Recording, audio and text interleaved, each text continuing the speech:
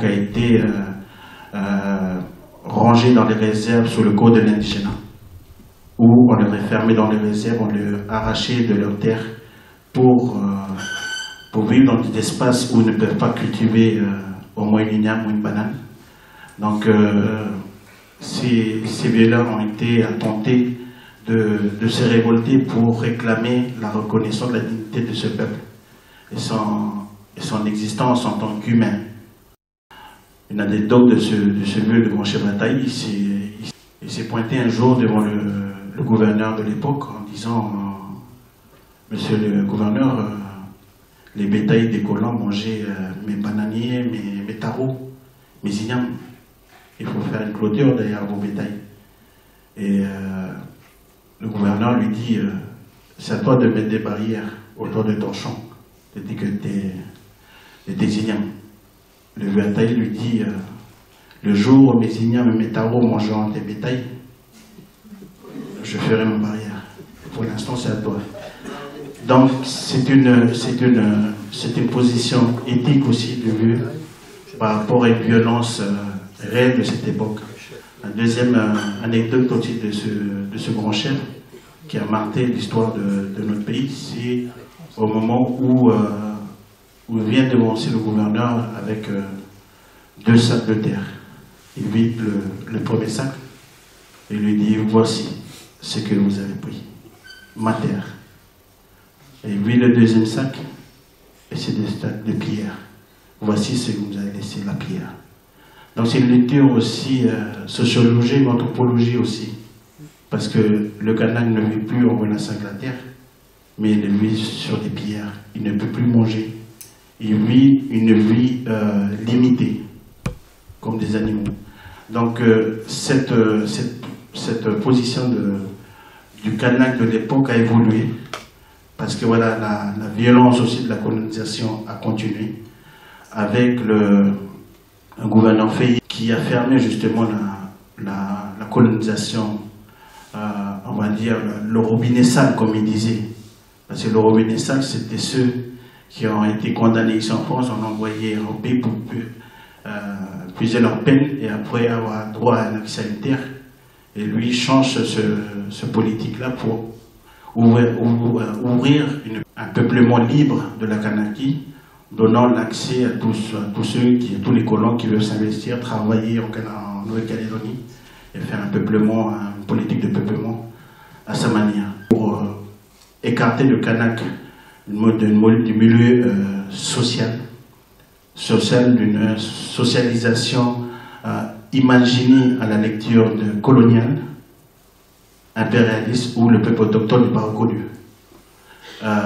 Cette politique-là a évolué jusqu'aux années 1960, où justement il y a eu une prise de conscience des premiers étudiants Kanak, premiers jeunes Kanak qui ont pu accéder à l'école, parce qu'à cette époque, les Kanak n'ont pas droit à l'éducation, à l'école traditionnelle française. Ils sont mis à part de la société. En 1960, il y a des premiers Kanak qui vont commencer à intégrer les écoles, qui vont pouvoir réfléchir, mener des réflexions intellectuelles et qui vont pouvoir avoir le moyen de venir en métropole pour étudier. Et c'est ces jeunes-là qui vont revenir au pays et qui vont amener une réflexion politique pour une libération de la Kanaki. On pense à la création, au mouvement des foulards rouges qui sont arrivés au moment avec le Véni de Genesline, qui justement réfléchissaient, se battaient pour la reconnaissance du peuple kanak et viser aussi l'idée aussi d'amener le kanak au centre des dispositifs. C'est-à-dire que le kanak participe, soit reconnu dans cette construction de la société de l'époque. On constate dans cette évolution de l'histoire, le kanak a toujours été mis de côté.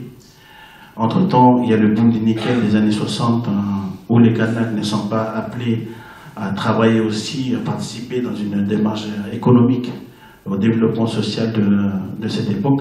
Ils sont mis de côté, ils vont faire appel à des main-d'œuvre venant d'ailleurs, venant Vanuatu, de Wallis et Futuna, de Maui, qui vont venir travailler pendant cette période de boom nickel. Et cette période-là, de boom nickel, le Kanak est toujours mis de côté.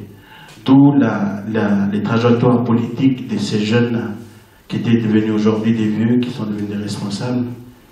Les années 80 ont commencé à avoir des projets de l'État. L'État commence à voir que en face des Kanaks commence à réagir, à avoir une dimension assez intellectuelle de la situation politique des Kanaks en tant que peuple, aux côtés des nations et des peuples du monde. Donc ils vont durcir la politique de colonisation, autant avec le circulaire de Bessemer à l'époque qui appelait les Français à peupler la Nouvelle-Calédonie pour noyer l'idée d'indépendance et l'idée le peuple kanak. Donc aux côtés, la force de résilience du peuple kanak ne va pas s'affaiblir, au contraire, il va continuer à se renforcer. Et on sait tous l'histoire des années 80, où vraiment il y a eu des événements qui sont passés en Kanaki. Une situation des Kanaks, ça a été des événements, c'est une action menée par les Kanaks indépendantistes de l'époque, qui est souvent qualifiée comme extrémiste. Mais aujourd'hui, avec beaucoup de recul, on voit que c'est une réaction existentielle, réaction de survie, ou sinon c'était la mort totale de notre peuple. Donc ils sont rentrés dans cette phase de l'histoire où il y a vraiment des affrontements. Et en 83, il y a quand même des ouvertures de construire un pays et des négociations avec l'État. Mais les Kanaks ne sont pas... On a aussi une culture d'hospitalité, de respect, une culture aussi, parce qu'on est des hommes. Dans notre discussion avec l'État en 1983 à Namile de Roche, les responsables politiques indépendantistes se sont dit ok, on va discuter pour positionner notre pays pour l'indépendance. Mais on ne veut pas construire un pays demain sans prendre en considération les victimes de l'histoire. Tous ces gens qui ont été déportés en Kanaki, qui ont fait leur vie en Nouvelle-Calédonie.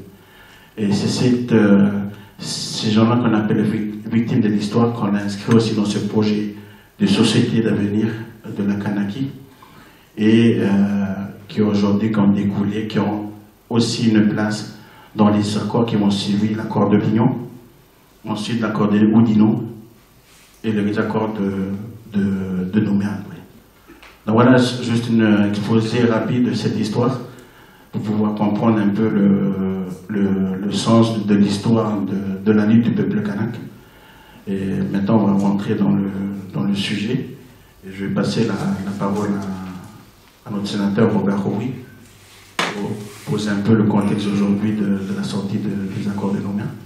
Ensuite on fera une petite transversale pour regarder aussi comment les droits internationaux sur les peuples colonisés avec Maître Jean-François Roux pour pouvoir nous aider à pousser une réflexion plus profonde sur la situation de la Kanaki. Merci.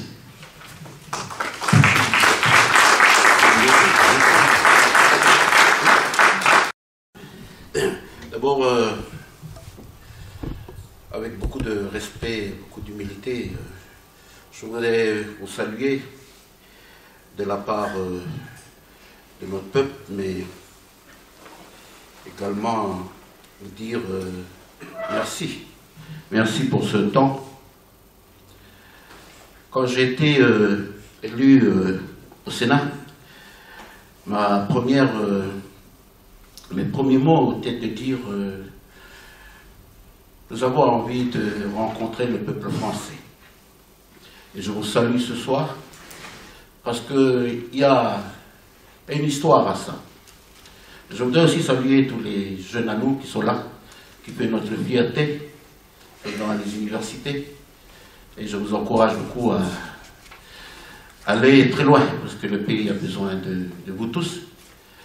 Et je pense qu'on a besoin de compétences aujourd'hui, parce que le pays, c'est un nouveau défi. Il y a tout à construire. Il y a tout à construire, il y a tout à imaginer. C'est un pays nouveau qu'on doit construire. Et nous avons besoin de vous, avec tout ce que vous aurez acquis comme compétences ici, pour venir servir votre pays et servir tous ceux qui sont là-haut, qui n'ont pas eu cette chance d'être là dans les universités.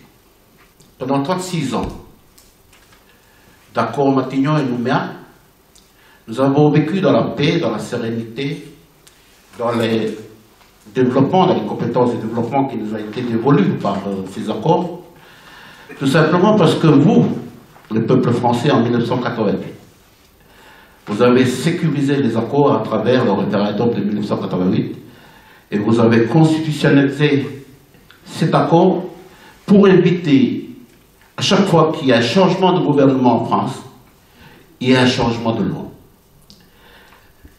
L'histoire de la Nouvelle-Calédonie, c'est une histoire douloureuse. Tout simplement parce que à chaque fois qu'il y a un changement de gouvernement, on change la loi, le statut.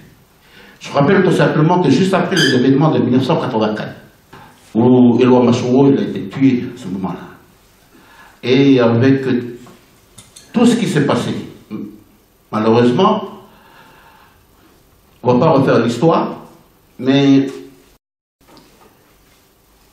le gouvernement socialiste avait initié quelque chose qui devrait durer 10 ans.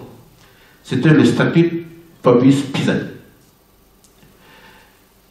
qui a duré 3 ans. Simplement parce que c'était une simple loi organique, et quand la droite est repassée au pouvoir, unilatéralement, ils ont changé le statut.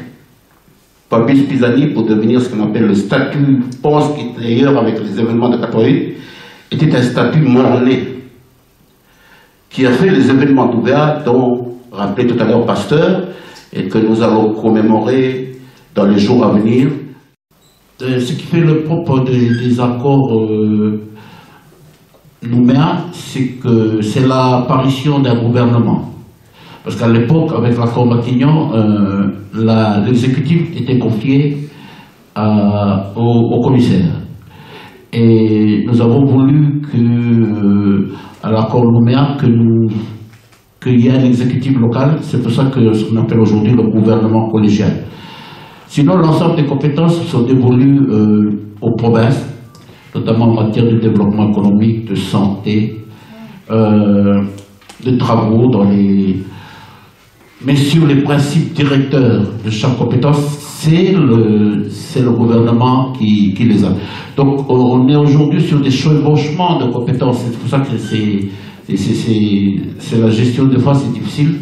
Par exemple sur certaines choses comme l'aide médicale, où c'est des compétences provinciales, mais sur le principe de fond, c'est le gouvernement. Il y a une volonté aujourd'hui des provinces de refiler l'aide médicale au gouvernement parce que ça coûte très cher. Le 4 et le 5 mai, c'est des dates qui sont historiques dans l'histoire de notre peuple. Je dis ça parce que on s'est toujours posé la question, si on n'avait pas changé le statut Fabius Pisani et on a laissé durer les 10 ans qui étaient prévus, je ne sais pas aujourd'hui quelle était la trajectoire qu'aurait pris la Nouvelle-Calédonie aujourd'hui. Mais pense dans son agenda, à simplement faire avancer les choses. Et on a construit quelque chose sur du sang, sur des assassinats sur ouvert, mais sur beaucoup de morts aussi. La raison pour laquelle l'accord de Matignon, dans lequel vous avez mis votre doigt dessus pour dire qu'on ne touchera plus. Et c'était très important. Parce que ça nous a permis pendant 36 ans de pouvoir vivre paisiblement en paix entre nous, en faisant les choses telles qu'elles étaient prévues pour les 36 ans. Aujourd'hui, on est au bout du processus. Je rappelle que l'accord Matignon, qui a été jusqu'au bout, jusqu'en 1998, et suivi de l'accord de Nouméa, c'est un accord de décolonisation. c'est un processus de décolonisation. Tout est inscrit de manière à ce que le pays soit souverain. C'est ça dans l'esprit. L'État a voulu, pendant ces 36 ans, nous laisser dans la gestion tout en pensant. Ils ont misé peut-être que le fait qu'on est dans la gestion, on va peut-être oublier les accords. Sauf qu'ils ont oublié qu'un Kanak, il est né pour être souverain. Un Kanak, il est né pour être indépendant. Et c'est un combat que nos parents hier, nos ancêtres, nous aujourd'hui nous le portons, demain d'autres générations porteront. Parce que c'est une flamme qui est là, qui ne s'éteindra pas, qui s'éteindra que le jour où on sera souverain. C'est la raison pour laquelle les loyalistes, pour le premier référendum, ils avaient prévu, ils avaient dit que nous n'allons pas atteindre les 30%. Ils se sont trompés parce que on a eu 43%. Ils ne s'attendaient pas à ça. Et le deuxième référendum, on a gagné 3 points. 47. Le troisième, on avait demandé d'ajourner. Tout simplement parce que il y avait le Covid, il y avait eu des décès parmi nous. Et nous, on a nos rythmes, on a nos manières de faire. Il fallait lever le deuil en quelque sorte, qu'on ne pouvait pas lever parce qu'on ne pouvait pas faire les coutumes entre nous. On pensait que ceux qui étaient en face pouvaient nous comprendre dans nos identités, dans nos manières de faire, dans nos coutumes.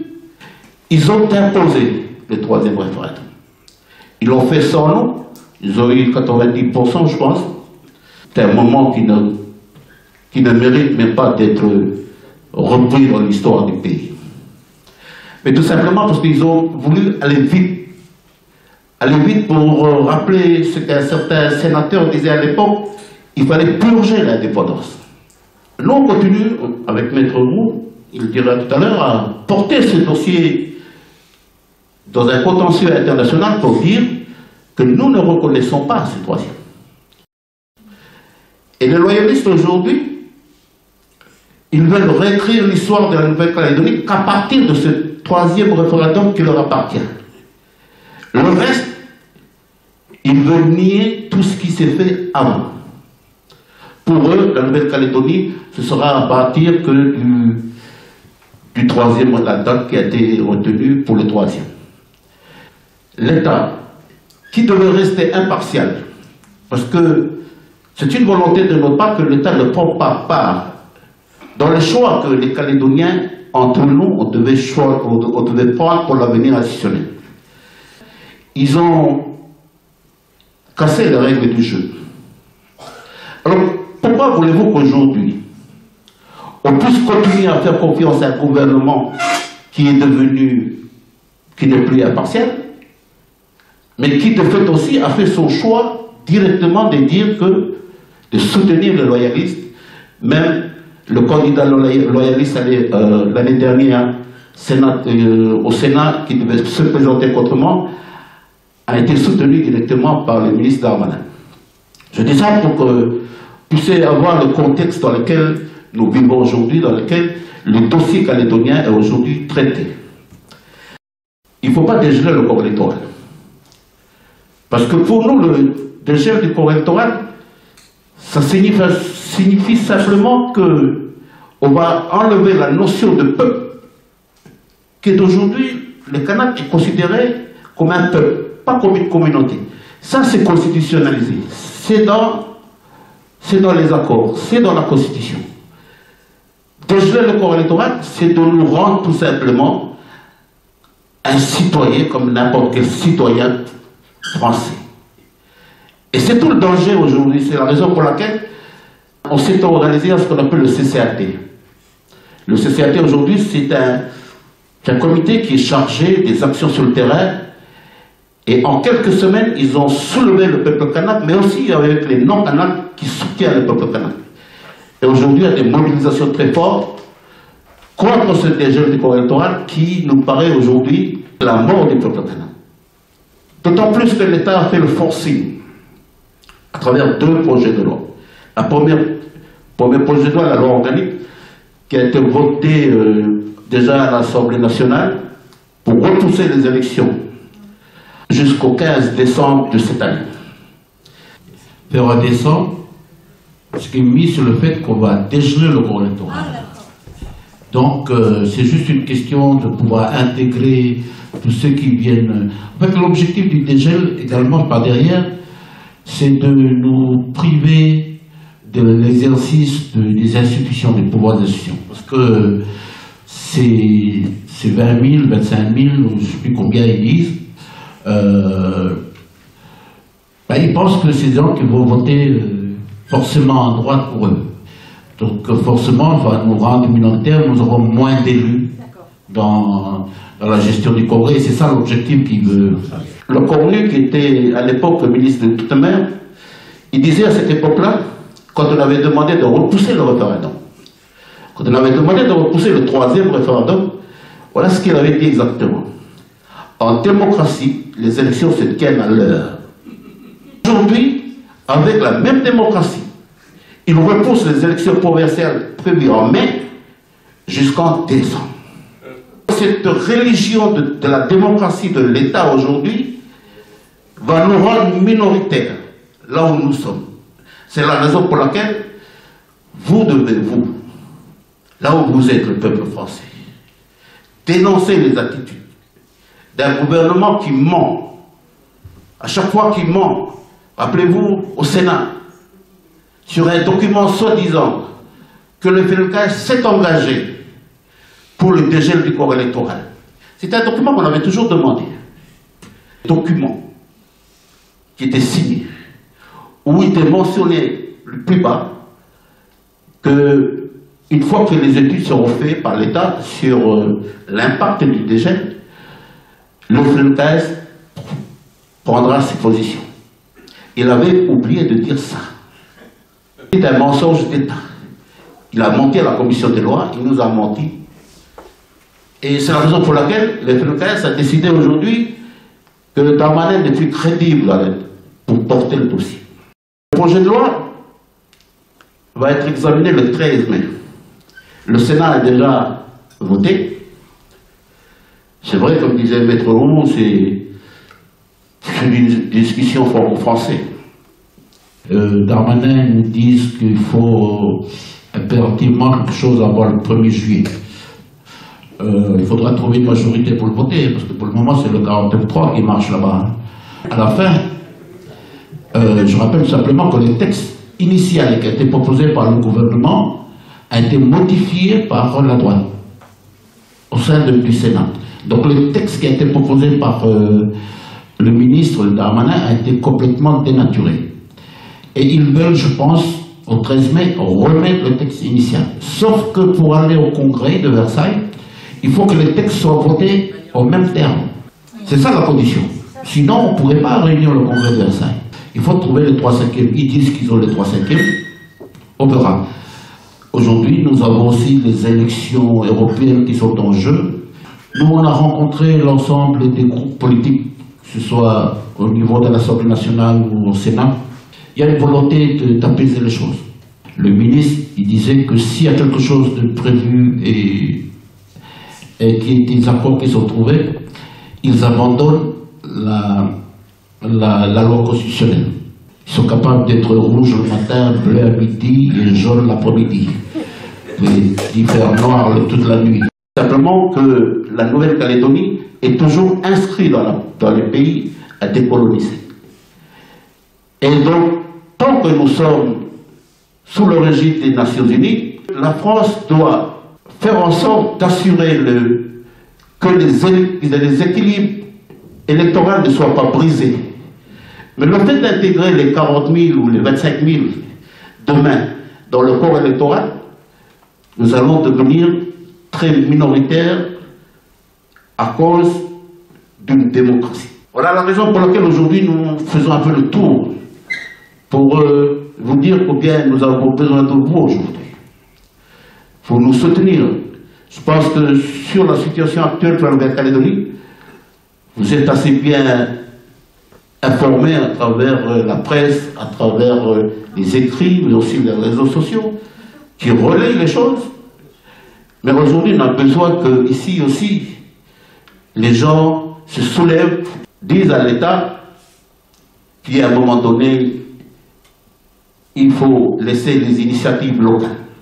Nous avons dit que toutes les discussions qu'il peut y avoir, que ce soit sur le corps électoral, sur les élections ou sur d'autres sujets, il doit faire partie de ce qu'on appelle un accord global. Et cet accord global, c'est entre les Calédoniens et Cotonou.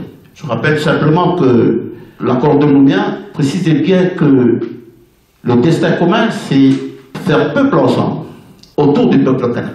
La notion de peuple kanak n'est pas une question de race, ni de couleur. C'est une notion, c'est comme le peuple français dans sa diversité. C'est ça la notion du peuple kanak. Mais aujourd'hui, on veut imiter le peuple kanak au seul kanak. Alors qu'il y a des Wallisiens kanak, il y a des Tahitiens kanak, il y a des Français kanak, il y a des Asiatiques kanak. À partir du moment où ils ont décidé de faire peuple avec nous, nous sommes un peuple hospitalier. Sauf que notre hospitalité nous a fait défaut. Avec l'intégration de la notion de la démocratie aujourd'hui, qui nous rend minoritaires, je disais ça en rigolant, tout à l'heure avec les étudiants, on avait fait, comme disait Yewene, on avait fait rentrer l'étranger dans la case. L'étranger l'a fait venir toute sa famille, ses cousins, et comme on est trop dans la case, il fallait voter, il sait qu'ils doivent rester dans la case et qu'ils doivent sortir de la case. Et c'est comme ça qu'on nous a foutu dehors de la case. On nous impose, parce que c'est au nom de la démocratie. Le projet qu'on porte aujourd'hui, nous avons dit, nous le répétons, l'accord de Nouméa doit être le plancher. On ne peut pas descendre en dessous de ce qu'on a eu aujourd'hui. On ne peut pas revenir en arrière. Nous avons l'impression qu'on a envie de retourner en arrière. Que l'État veut, comme il va faire pour les communes, certaines communes de la France, de récupérer certaines compétences, de recentraliser les choses. Autant il veut recentraliser les choses ici, autant par rapport à nous, il veut recentraliser le pouvoir. Il y aurait les autorisations minières qu'il veut récupérer, et tant d'autres. Et tout ça, avec la complicité des loyalistes sur place, ils disent que on est incompétent pour gérer certaines compétences, donc il vaut mieux que ça revienne à l'État. Mais c'est simplement une manière de nous dépouiller toutes les compétences que nous avons considérées qui sont irréversibles et que nous devons continuer. Et aujourd'hui, quand on dit c'est le plancher, c'est-à-dire que la discussion qu'on doit avoir avec nos partenaires, elle doit se situer sur le niveau de la souveraineté, sur les compétences qui ne sont pas transférées. On doit discuter de ça. Et rien d'autre. Tout ce qu'on a eu jusqu'à aujourd'hui, on ne peut plus discuter. C'est des choses qui sont acquises et qui ont fait que pendant 36 ans, nous avons vécu en paix dans notre pays. Revenir là-dessus, prendre le risque de se retrouver dans des situations qu'on a connues dans le passé. Et tous les signaux aujourd'hui indiquent que nous risquons dans les jours à venir de voir un pays s'enflammer. Nous avons vécu ce genre de situation. Nous avons passé notre jeunesse dans ce genre de situation. On n'a pas envie que nos enfants vivent ces situations-là. D'autant plus qu'aujourd'hui, sur un certain nombre de sujets, des sujets qui apparaissent comme ça dans l'agenda politique pour nous déstabiliser, nous, entre nous. Nous avons pris le gouvernement. Les indépendantistes ont pris le gouvernement il y a 3 ans. Donc nous sommes entre la gestion courante des affaires, continuer à gérer le quotidien des gens, continuer à assurer le quotidien des gens, mais en même temps, nous devons aussi nous occuper en même temps de la sortie, de la souveraineté. Et souvent, c'est des sujets qui peuvent paraître incompatibles. Parce que quand on parle de financement, on va chercher le financement. Et quand on va chercher le financement, on se retrouve, on va demander au gouvernement central. C'est toute la difficulté qu'on a. Donc il y a des sujets aujourd'hui qui apparaissent pour nous diviser entre nous, mais nous avons su dans le temps, dans le passé, dans des moments précis comme ça, être unis pour faire passer l'intérêt général, pour passer l'intérêt de notre peuple avant, et tous ceux qui ont décidé de faire peuple avec nous, de vivre avec nous, de construire le pays avec nous, je pense que nous avons beaucoup de défis à porter. Voilà donc la situation que je voulais attirer ce soir, pour vous dire que notre combat, il ne s'arrêtera que le jour où notre pays sera souverain. C'est un message très fort que je dis aujourd'hui. Nous avons résisté depuis la nuit des temps à ça, et nous continuerons à résister. Pas envie de voir notre peuple oublié, mourir. Nous avons le devoir aujourd'hui. Chaque responsable kanak, là où il est aujourd'hui, chaque étudiant, chaque homme et femme, de continuer à porter le front. On doit nous battre. Parmi d'autres peuples, nous sommes solidaires avec d'autres peuples qui sont en lutte aussi. Avec la situation de la France dans tous les pays d'Afrique aujourd'hui, il n'est pas sans lien avec ce qui se passe là-bas. Merci beaucoup.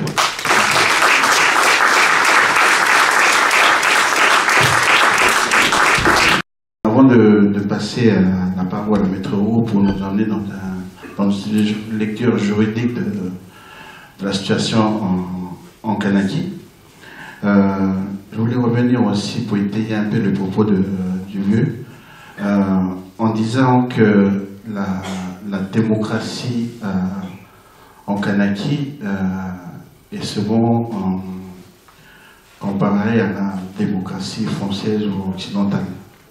Un homme, une voix. Mais sachez que les accords de Matignon, l'accord de Lomé, avaient une perspective de replacer le peuple kanak au centre du dispositif. La question du gel du corps électoral était justement pour sécuriser justement ces années-là, pour pouvoir former les cadres kanak pour accéder à des postes de responsabilité.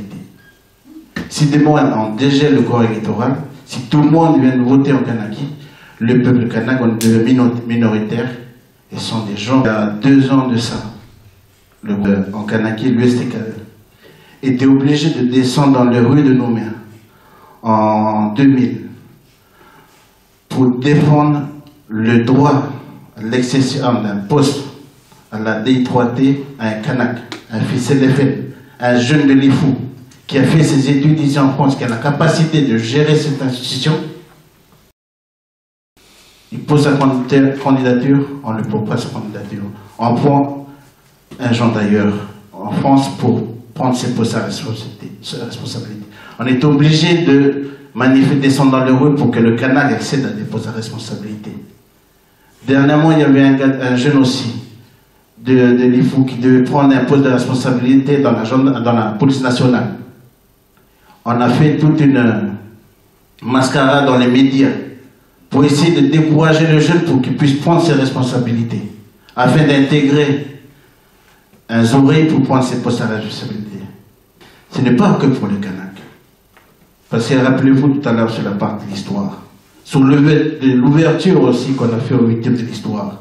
Et ceux qui ont voulu construire le pays avec nous, c'est aussi pour eux aussi, comme le rappelait tout à l'heure le sénateur. C'est pour ça que c'est important que, aujourd'hui on parle du Front de Libération Kanak, le FNKS, le nationalisme en Kanaki, en disant que voilà, vous êtes des racistes, vous avez des propos assez durs par rapport au combat de votre peuple. Mais c'est un cri de reconnaissance de nos droits. C'est un cri de reconnaissance de nos droits. Et c'est une cri légitime, comme disait Laurent Choro. Parce que la lutte du peuple kanak est une lutte juste vis-à-vis de la mosaïque des peuples du monde. Quand on entend Emmanuel Macron dire en Algérie que la colonisation est un crime contre l'humanité, alors après qu'il vient en Nouvelle-Calédonie, annonce l'ouverture d'une université académique militaire dans le Pacifique avec un projet de 2000 militaires dans le Pacifique, est-ce que le discours de ce discours a une résonance aussi en Kanaki?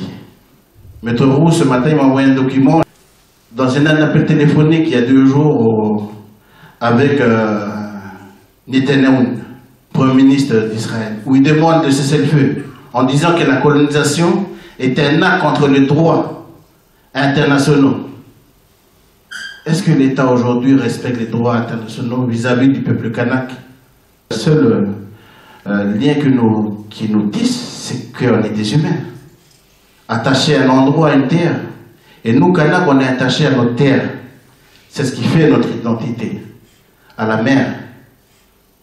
Mais ce n'est pas une identité qui est renfermée sur elle. C'est une identité, comme disait Jean-Marie Thibault, qui se construit aussi dans le temps. C'est pour ça qu'aujourd'hui, la lutte de notre peuple, qu'on essaye de relayer ici, en France, c'est pour vous interpeller aussi. Que soit votre place dans la société, dans les associations, nous là vous interpellez aussi, le peuple français. Parce que notre lutte n'est pas contre le peuple français. Aujourd'hui, on utilise le peuple français contre nous, au nom du peuple français, contre nous. Mais nous, on n'est pas contre le peuple français. On est contre le système actuel des gouvernements. Et tenter de se battre contre un système politique aujourd'hui basé sur le capitalisme, où on met les convictions économiques avant l'humain. Peut-être un jour, quand on va accéder à l'indépendance, là aussi, aujourd'hui, nous on entend réfléchir aussi sur une petite société. Comment faire société ensemble? Et peut-être nous, on va réfléchir dans notre mode de réflexion à partir de chez nous, de proposer une vision de la société qui mettrait l'homme au centre de la réflexion politique. C'est aussi le défi que nous pouvons aussi l'apporter en tant que peuple du Pacifique. Parce qu'on est des Pacifiques.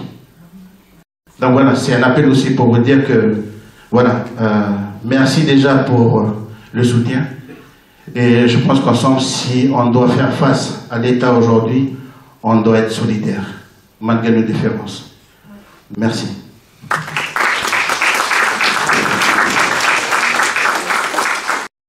J'aurais jamais imaginé, 40 ans après, de me retrouver ici, avec vous tous, pour reparler de la Calédonie.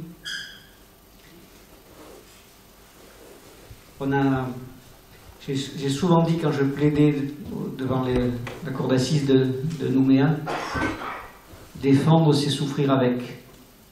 Et nous avons beaucoup souffert. Je pense à Jean-Jacques de Félix, qui nous a quittés, Michel Dubiana. Je pense à ses confrères, Gustave Teillot, avocat à Nouméa, qui était bien isolé à l'époque, quand nous l'avons rejoint. On pensait que c'était fini. On a été là pour Matignon, pour les accords de Nouméa. On s'est dit, ça va dans le sens de la décolonisation, on y arrive, après tant de drames, malheureusement. Je voudrais juste rappeler, dans l'accord de Nouméa, dans le préambule, cette phrase incroyable. La colonisation a porté atteinte à la dignité du peuple kanak, qu'elle a privé de son identité. Des hommes et des femmes ont perdu dans cette confrontation leur vie ou leur raison de vivre. De grandes souffrances en sont résultées. Il convient de faire mémoire de ces moments difficiles, de reconnaître les fautes, de restituer au peuple kanak son identité confisquée, ce qui équivaut pour lui à une reconnaissance de sa souveraineté, préalable à la fondation d'une nouvelle souveraineté partagée dans un destin commun.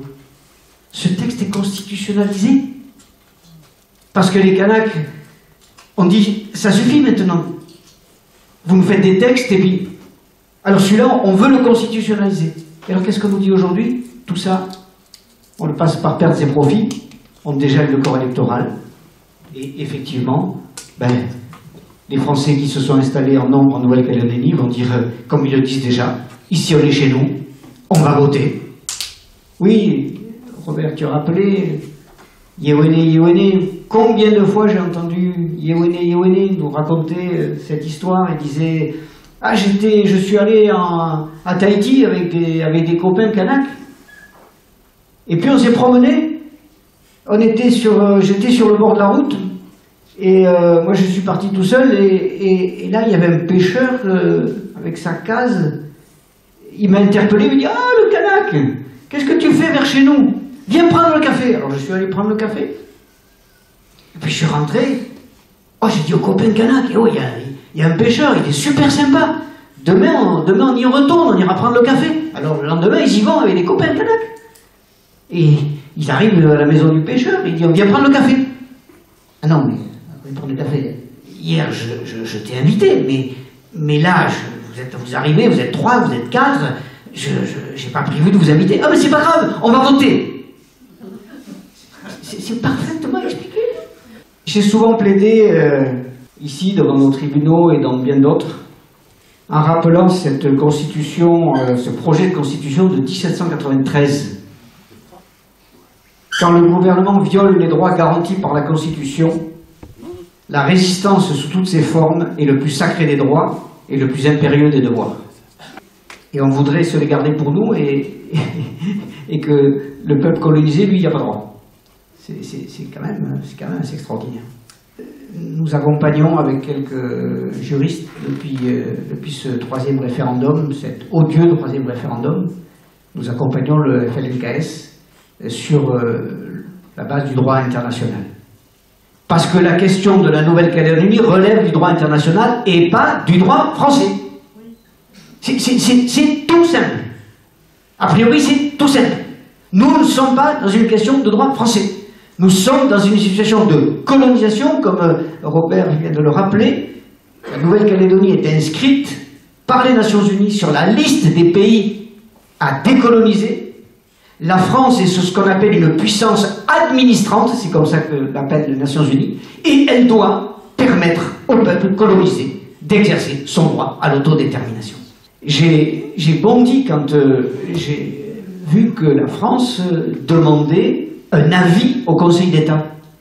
Non mais attendez, on est en matière de droit international, je respecte le Conseil d'État, mais c'est pas son rôle. Le Conseil d'État s'occupe des questions de droit français. Nous ne sommes pas dans une question de droit français, nous sommes dans un problème de droit international. Et le droit international se plaide devant les juridictions internationales. Il y a quelque chose qui est très intéressant à propos de ce dégel du corps électoral. Quand nous avons instauré dans l'accord de Nouméa cette restriction du corps électoral, des non-Kanaks, pour pas dire des Français, des non-Kanaks, ont fait un recours, d'abord devant les tribunaux français, en disant c'est scandaleux, on nous empêche de voter, nous sommes français. Ils ont perdu devant les tribunaux français, c'était intéressant à l'époque. Et ils ont perdu notamment sur des conclusions de notre ami Louis Joannet. Tu t'en souviens peut-être. Ils ont dit, ah ben puisque c'est ça, on va devant un tribunal international. Alors peut-être pas tout à fait le tribunal, mais devant le comité des droits de l'homme des Nations Unies à Genève, ils ont dit, je m'adresse, ces gens-là, à qui on avait enlevé, disait-il, le droit de vote, ils sont allés devant le comité des droits de l'homme des Nations Unies à Genève. Alors j'ai eu la curiosité, c'est notre boulot d'avocat, d'aller regarder quelle a été la position de la France quand quelqu'un fait un recours devant une juridiction internationale, que ce soit la Cour européenne des droits de l'homme, que ce soit le comité des droits de l'homme, la France, qui est le pays entre guillemets attaqué, intervient et fait valoir ses arguments. Et ça, c'est exceptionnel.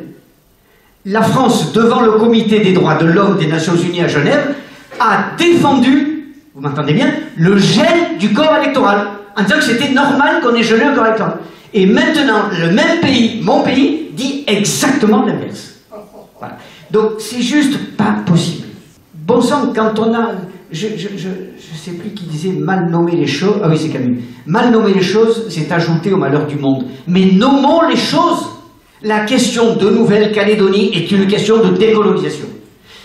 Quelles sont les juridictions qui sont habilitées à se prononcer sur les questions de décolonisation? C'est pas les juridictions du pays colonisateur, c'est juste pas possible. C'est aussi bête que ça.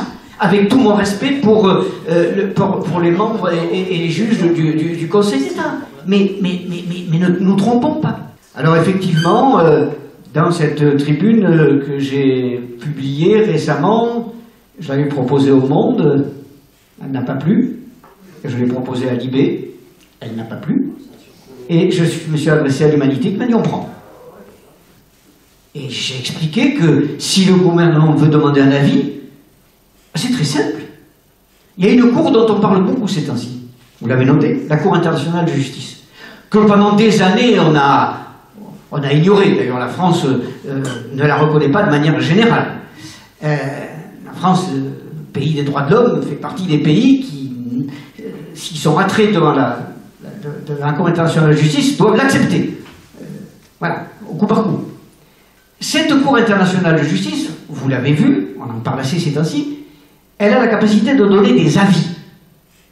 Alors, mesdames et messieurs du gouvernement de la France, vous avez demandé un avis au Conseil d'État, vous vous êtes juste trompé de porte.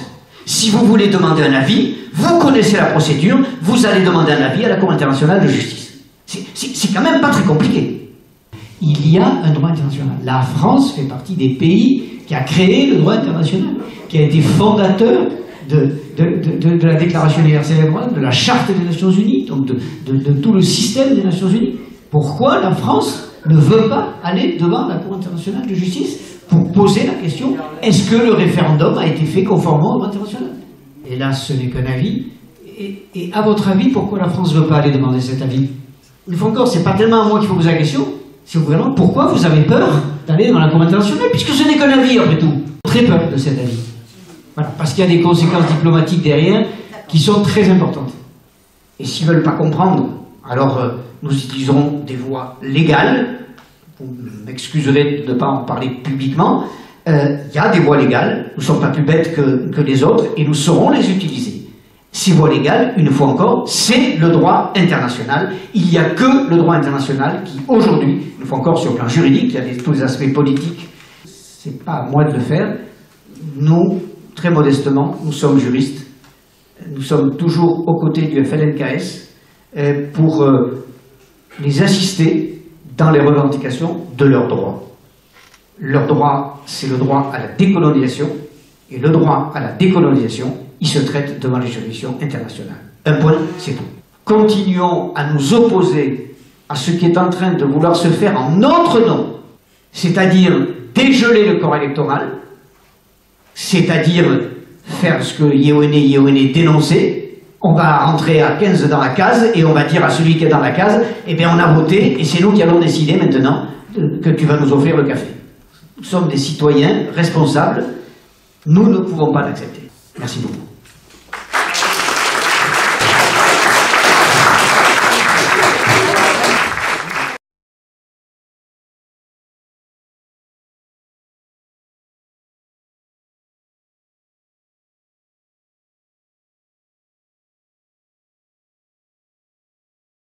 J'interpelle surtout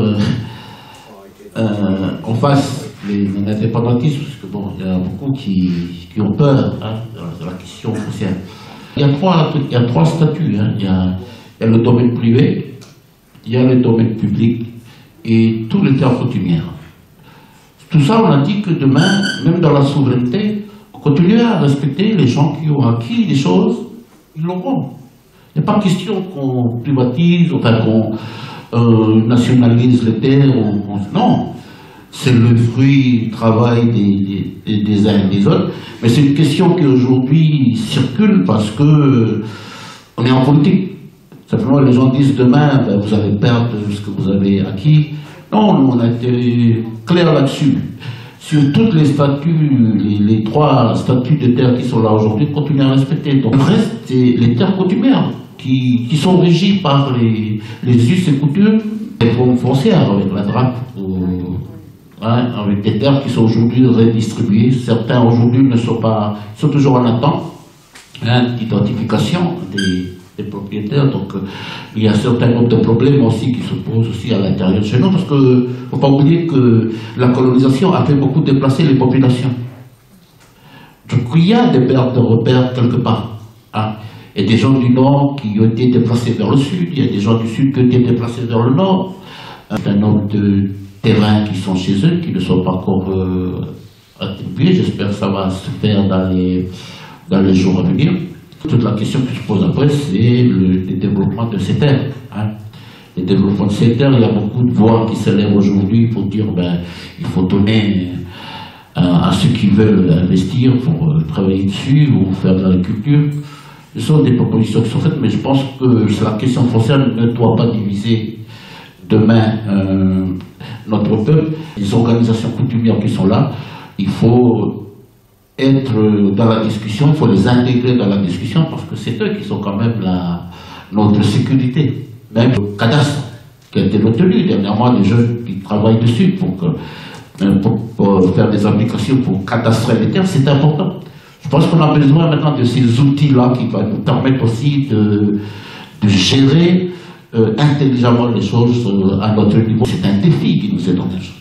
Vous avez un pays à construire, vous avez un pays à développer. C'est toujours la mine, la mine, la mine. Aujourd'hui, on se rend compte que par la mine, il y a d'autres secteurs à faire. Donc on a un champ aujourd'hui qui est ouvert devant notre peuple, notre jeunesse. Mais la question qui est primordiale, qui est régler la question politique, qui est la condition sine qua non pour pouvoir faire du développement, faire du social, faire autre chose. Parce que si vous êtes sur un terrain mouvant, que personne ne voudra investir.